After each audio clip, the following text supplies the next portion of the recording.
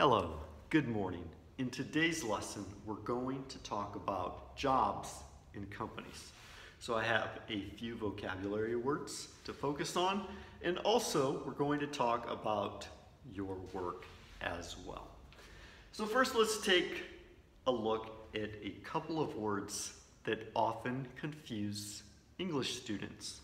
These are words that you may think have one meaning, but actually mean something completely different. Let's take a look at the word founded. Founded, okay?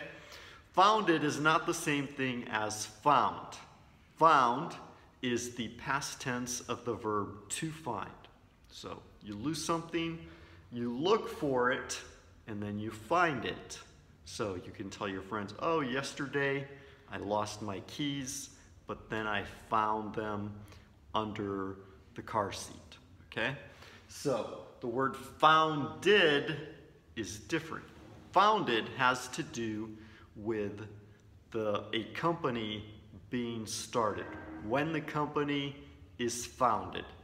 It was founded in 1966.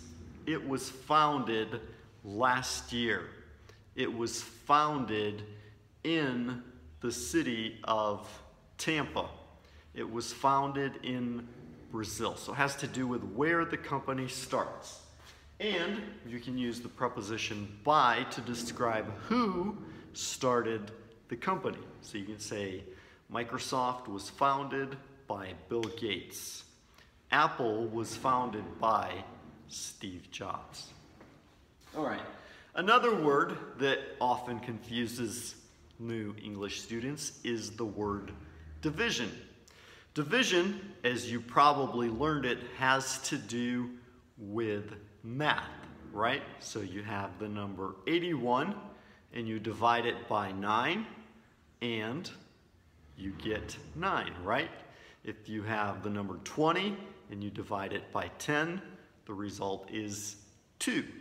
So you talk about division and multiplication, can't even say that right in English, multiplication in math regarding math problems. But here, when we're talking about a company, a division is a section or a part of a company.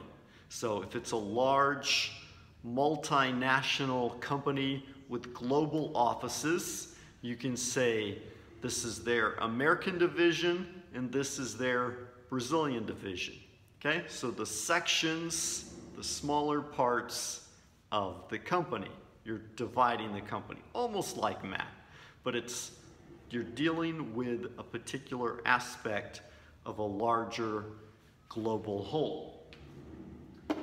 Shareholder. Shareholder is made up of two words, share and hold, right? So the word share means if I have something, I can share it with another person. I give it to them, I let them have a part of it, we participate together. If I'm eating some cookies, right, and a friend comes up, I can share my cookies. I give them some cookies to eat with me. And the word hold means to have it in your hand, right? I am holding the marker. So, what do these two words have to do when we put them together? We share something and we hold it. Is that possible? Can I give my friend a cookie and share it with him, but keep holding on to it at the same time? Well, in business, when we talk about shareholders, okay, these are other people who have a part of the company, all right? They don't actually run the company, but they own a part of it, generally through stocks and things like this. So let's say, for example, I have a company, I sell shares in the company, right? Because that's where this word comes from here. The shares are the parts of the company that are given, shared with other people. So other people hold a part of my company. You've heard of companies' holdings, right? So share has to do with the idea of other people. It's my company, but I'm sharing it with other people. They own a part of it, a smaller part of it, and they have a part of the holdings in my company. They are part owners. So they give me money to help me run the company better, and in return, they share in the profit, depending on how many shares they own. Shareholders. Employ. Employ means to hire and have other people who do the work as well. So, employees are the people who do the work, and the employer is the person who delegates the tasks, the person who hires the employees. Okay, so let's take a look at how we can use these words and how they're different from shareholder. All right, shareholder is someone who owns a part of the company, but they're not generally directly involved. Whereas an employee is someone who is hired to do some work, which we'll take a look at here in just a minute. So the employees can receive an hourly wage, they can receive a yearly salary, and they are paid to do a specific job or task within the company. Those are the company employees. Employees. And the employer is the boss, the owner, the person who hires other people.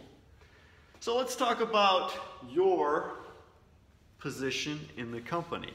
Maybe you're the owner, maybe you founded a company, all right?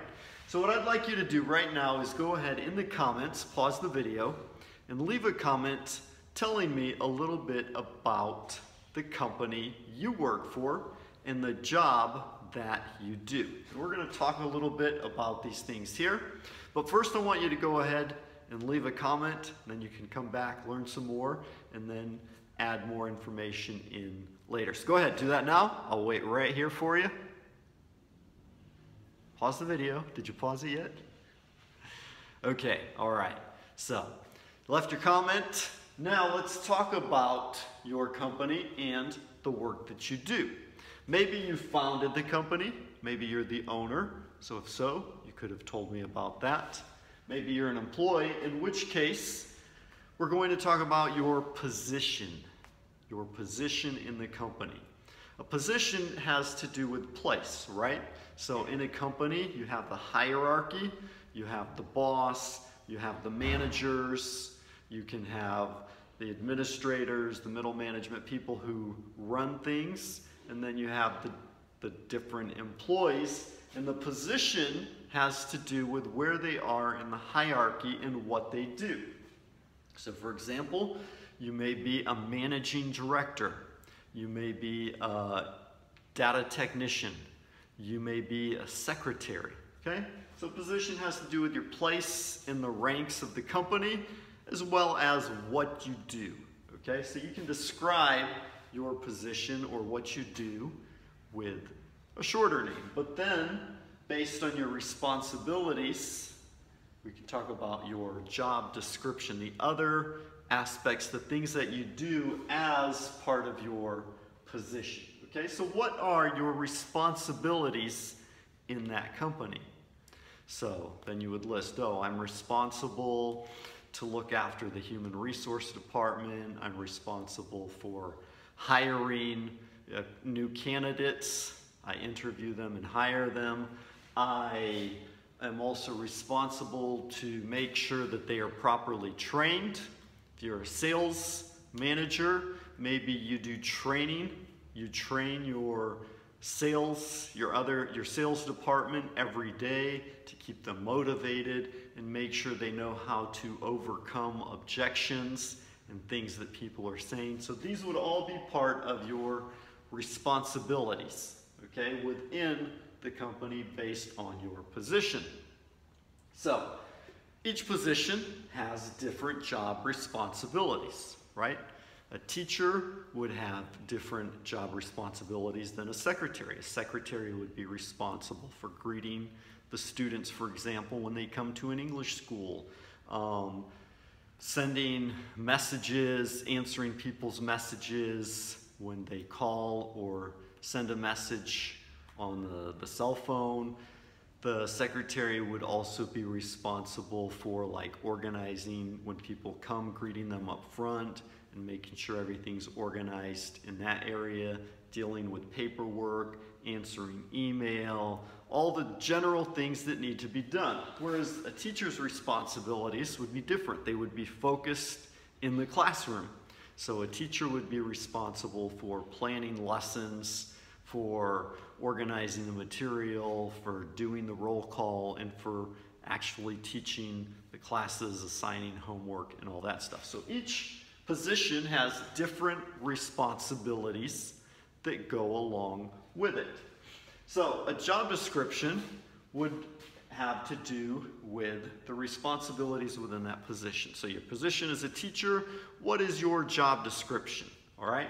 So basically you're describing that job and your role within the company. And then you could talk about the things that you enjoy. Well, in my company, I am a teacher.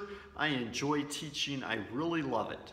So if you enjoy something, there are also things that you probably don't enjoy, things that you have to do that are a part of your job description. They're a part of your responsibilities, but maybe you don't enjoy them so much. Maybe you don't enjoy, you dislike doing the paperwork, the bureaucracy, right? You love teaching classes, you love interacting with the students, but then you have to sit down and, you know, keep track, do the roll call, and write down what you did for your lesson. So maybe those are things that you don't enjoy. So go ahead in the comments below, tell me about your position, about your job responsibilities, your job description, and the things that you enjoy or don't enjoy in your company. So I look forward to hearing a little bit about you and what you do. If you already left a comment, then you can add to it, edit it, and add more information, or just create another comment with more information adding on to what you did. Maybe you wrote a big long list of things previously, but you have some more things that you want to add to it. Feel free to do that as well. I look forward to reading your comments and hearing from you. So thank you for watching. I hope you enjoyed this video, that you found it helpful with the difference in some of these words and lessons. This is our, fourth lesson now, I think, that we're doing for this intermediate business English lesson. All right, so keep watching. More good stuff coming, more videos for you. I look forward to chatting with you more in upcoming videos. But your comments, what you tell me below, is really important, because based on what you tell me, I can create more videos for you based specifically on your needs, your work opportunities, and the things that you're involved in as well. So let's keep talking. Nice dialogue here. Y'all have a great day. God bless, and bye-bye.